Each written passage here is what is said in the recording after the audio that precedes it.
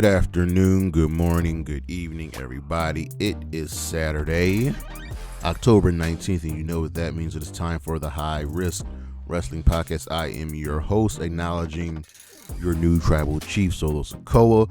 Welcome, one and all. It is me, Jeremy Pierce. Check out the socials, Charismatic Creations on Facebook and YouTube, Charismatic_Creations52 on Instagram, and of course, the 215 on Twitter. And today's show, the beauty of Halloween Havoc. We've had a lot of holiday themed wrestling shows, but for some reason, somehow, some way, Halloween Havoc stands the test of time. But for now, you know what's next, so just go on and hit my music.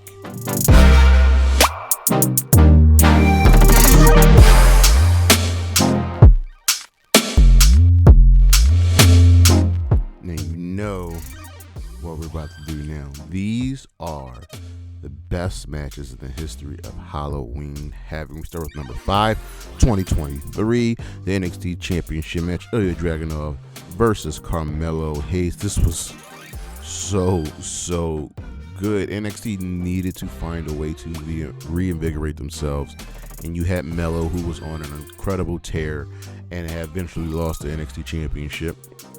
And then you had Ilya Dragunov, who after his feud with Gunther was elevated. Here he is as the champion, defending against Carmelo Hayes and retaining in an absolute banger of a match. Then we have 2022 at number 4, another NXT Championship match, Braun Baker versus Ilya Dragunov versus J.D. McDonough.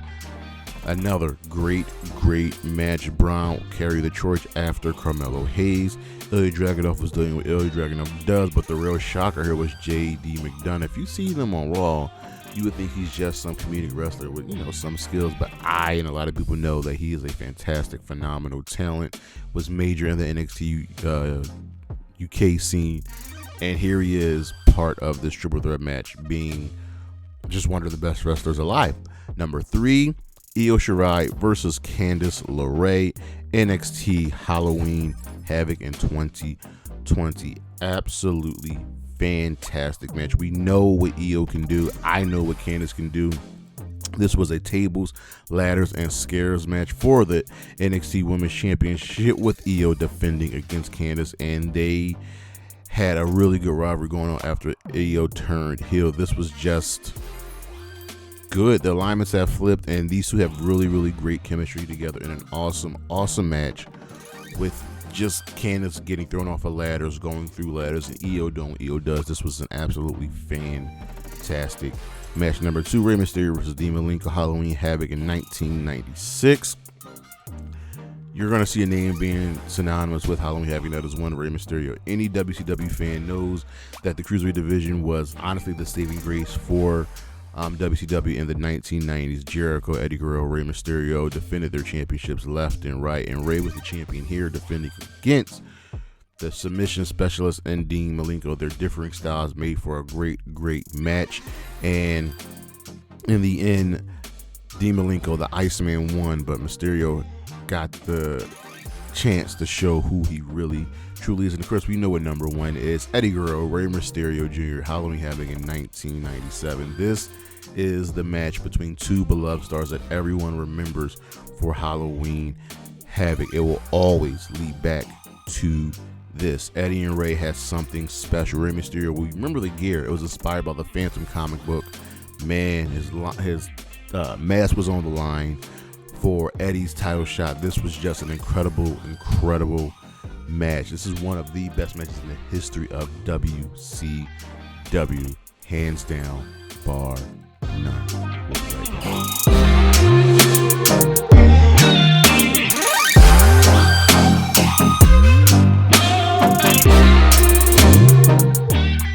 The spotlight shines on this company because they have, well, not even company, this brand, because they have kept Halloween Havoc alive, and that is NXT.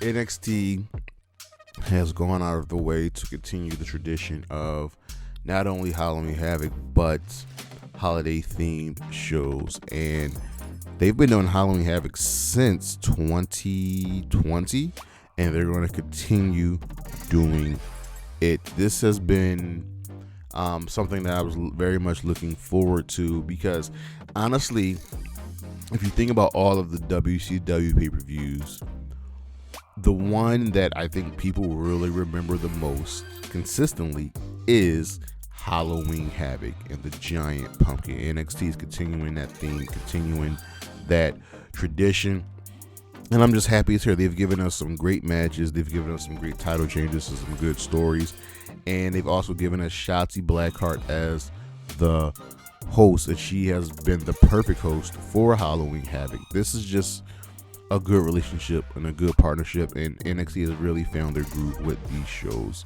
Let it continue. We'll be right back.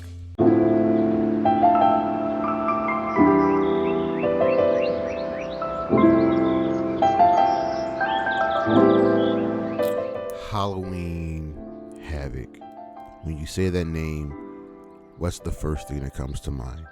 It's usually the Giant Pumpkin stage, and that's why I think Halloween Havoc is just so good. Why it's the one holiday themed wrestling show that people remember, people love, and it just keeps on going. Halloween Havoc is just a fun event, and let's talk about it briefly. The beginnings of Halloween Havoc. It started out with the first show being in 1989. Where was the first Halloween Havoc at? It's actually in Philadelphia, Pennsylvania.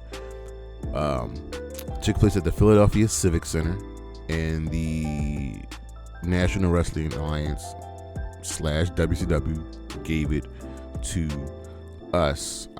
It was a Halloween pay-per-view event, and it was just good. So let's look at that first event in 1999, Philadelphia Civic Center, which is no longer standing. Let's look at this card. We had 8 matches. First match was Tom Zink defeating Mike Rotunda. We had the Samoan SWAT team defeating the Midnight Express and Steve Williams. Who was on the Samoan SWAT team, you say? You had Fatu, aka Rikishi. You had the Tonga Kid. You had the Tonga Kid, and you had Samu. Then we had Tommy Rich defeating the Cuban Assassin. We had the Fabulous Freebirds defeating the Dynamic Dudes. Wow. Shane Douglas and Johnny Ace with Jim Cornette. We had Doom, Ron Simmons, Butch Reed with women, aka Nancy Benoit, defeating the Steiner Brothers. This is one of the best matches in the history of Halloween Havoc just as a whole.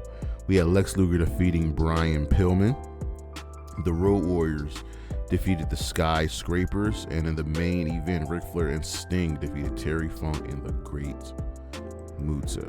Legends all across the board, up and down. Then there was one the following year in 1990 in Chicago, Illinois. That main event was Sting versus Sid Vicious for the NWA World Championship. But then after that, it was branded by the WCW and ran from 1991 all the way up until the end of WCW in 2000.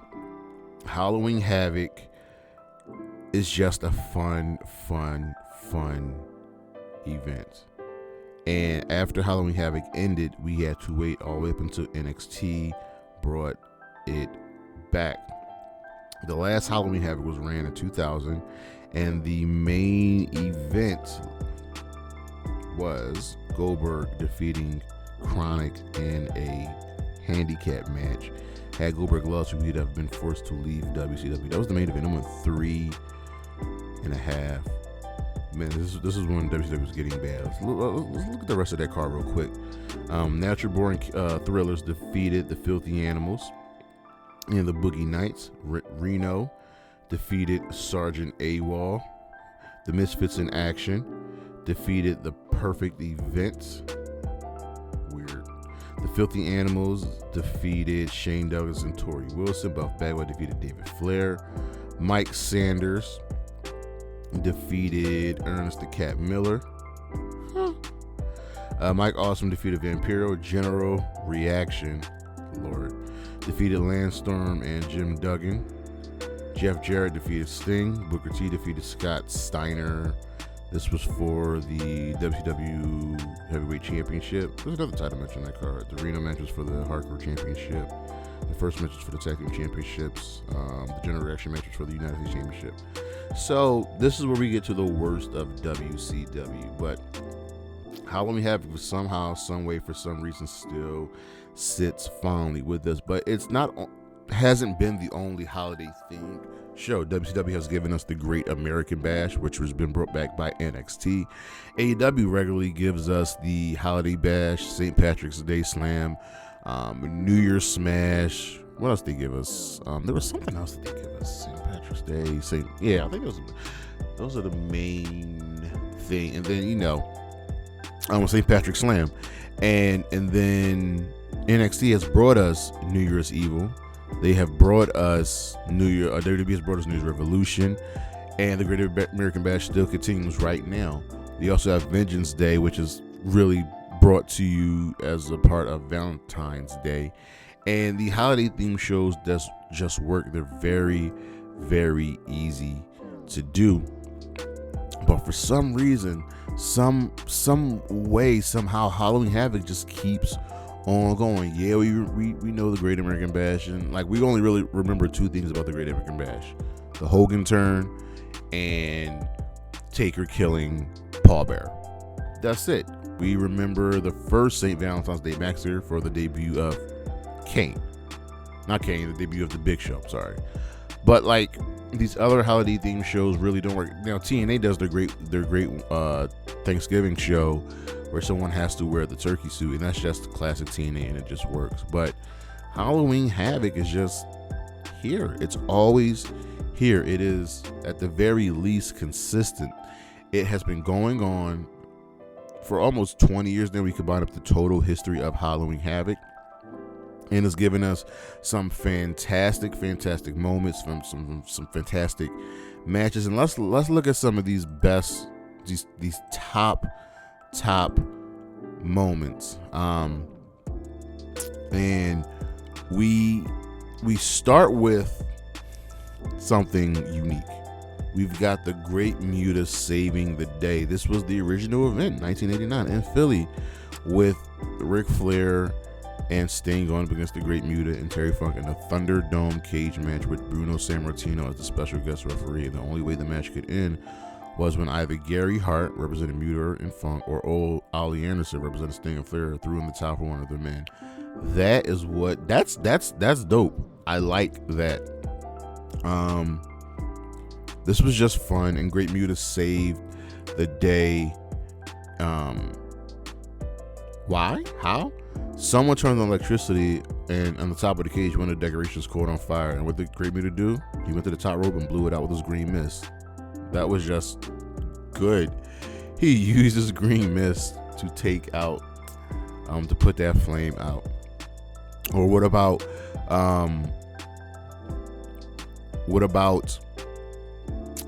the great matches? Because that was a great moment. Actually, no. Before we even get to the great matches, let's get into the worst thing that has ever happened in Halloween Havoc.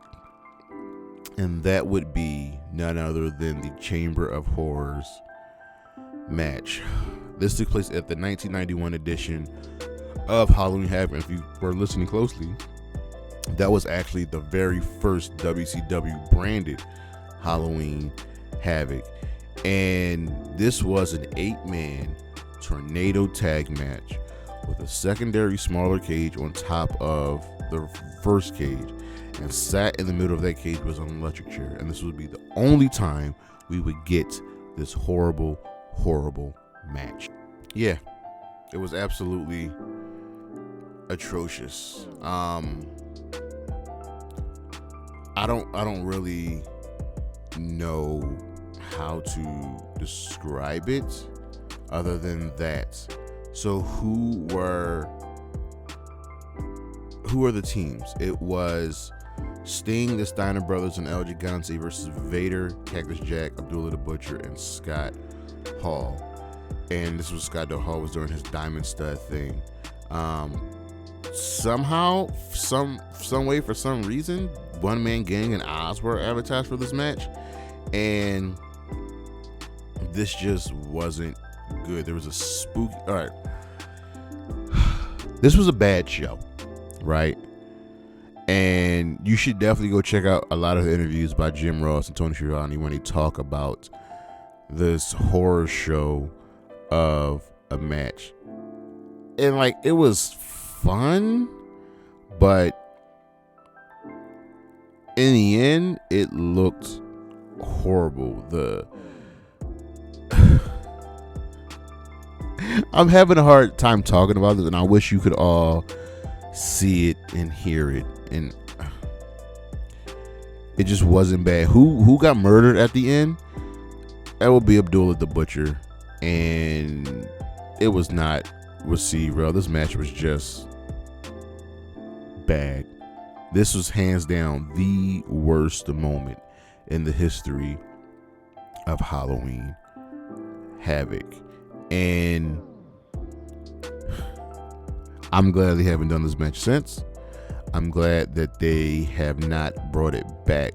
Maybe if you tweaked it, you know what I mean, it could possibly work, but no. A great moment we had was when Chucky was hosting with Shotzi. This was just good synergy with the USA Network. Chucky, whose show just recently got canceled, was just on a roll, on a tear. And when Halloween Havoc was brought back for the first time, it showed that the old NXT could be there. You know what I mean? Halloween Havoc has started to become etched into the bloodline, into the veins of NXT. And we've gotten some great matches. We gave you the first 5, but we still have other things like Raquel versus Rhea from the 2020 show, Steven Regal versus Davey Boy Smith from the 1993 show, Goldberg DDP from the 98 show, Damian Priest, Johnny Gargano from the 2020 show. This was during the Thunderdome era. So Halloween Havoc somehow, some way continues to stand the test of time. It continues to look good. It continues to be that event that we look forward to every single year. And with NXT bringing it back, with NXT carrying on the tradition, I don't see it going anywhere for a very, very long time. And what sucks about this year's show is Shotzi is out with an injury, so she can't host, but they have some good spooky characters in NXT like Wendy Chu, like Tatum Paxton. Now they're working with TNA, so you can go and bring in Rosemary, have them host. It's a fun show, and at the end of the day, we ultimately remember Halloween Havoc for one very specific reason. Eddie Guerrero, Rey Mysterio, Halloween Havoc, 1997. This is what every single person remembers about Halloween Havoc. This is the match that ultimately elevated Eddie and Rey, honestly, to superstardom. This match was not only for the Cruiserweight Championship, but it was for that eyesight, that vision that WCW couldn't seem to get. But the Cruiserweight division was it. Eddie here is vicious. He's unrelenting. I miss that man every day. And he was trying to always take Rey's mask, whereas Rey was, for the first time, wearing that bodysuit to prevent the mask. And this was the Phantom suit. This was just good. These two have chemistry that is like second to none when it comes to wrestlers. You know what I mean? You get guys like Ospreay and Ricochet who work well together. You get Sasha Banks and Bayley who work well together. But there was always something special about Eddie Guerrero and Rey Mysterio fighting each other. This is the classic. This is the match this is what we remember about Halloween Havoc. Can't wait for the next show, man. But that's our show. Thank you for listening. Thank you for watching. I greatly appreciate it. Check out the socials, Charismatic Creations on Facebook and YouTube, Charismatic_Creations52 on Instagram, and of course, the 215 on Twitter. Coming up, we got today's show, Beauty of Halloween Havoc. We got a list coming up. Some more Let's Talk About It. I'm trying to catch up with things, Flashback Fridays. And then we got Bound for Glory on the books next weekend. But again, y'all, I really appreciate it. We are coming up to our 200th show, and I gotta figure out what I really want to do with that. But as always, Anna J, Willow Nightingale, Chris Statlander, Gigi Dolan, Bailey, and Isla Dawn, holla at your boy.